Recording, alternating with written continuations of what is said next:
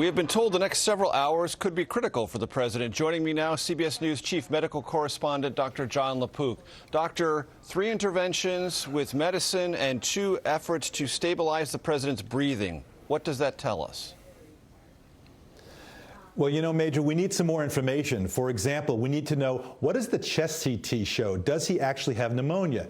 And what do the blood tests show? Are there an increase in these inflammatory markers that could tell you he perhaps is a little bit later on in his disease than we think, that he's in this inflammatory phase? The reason why that's important is that the first 2 medicines he was given, the remdesivir and the monoclonal antibodies, those, it makes sense. You know, the idea of them is to decrease the viral load. And in that first part of the disease, that makes a lot of sense. Even though these medicines are experimental, they haven't been proven to be safe and effective, still, that kind of makes sense, and that was the decision his team made.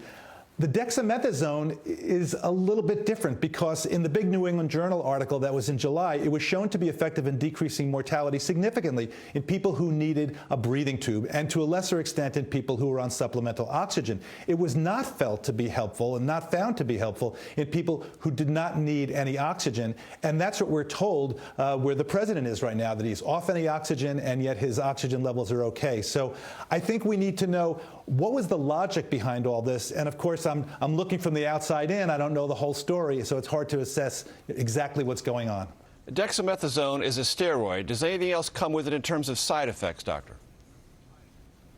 There are side effects for steroids, and usually the more serious ones are long-term. But short-term, one of the things that I wonder about is, you know, it can decrease fever. So if you're saying he has no fever and you're relying on that to say how he's doing, that could be hiding a fever that he normally would have. Does all this add up to you, Dr. Jon LaPook, for a safe transfer of the president back to the White House as early as tomorrow? You know, normally you would say you would not discharge somebody from a hospital to their home. Of course, this home is not a normal home, and I'm told from my sources that the White House is very well equipped, almost like an ICU if needed. And so he will be getting very closely monitored. And you just want to make sure that if he does suddenly take a turn for the worse, that they're totally prepared to do what needs to be done.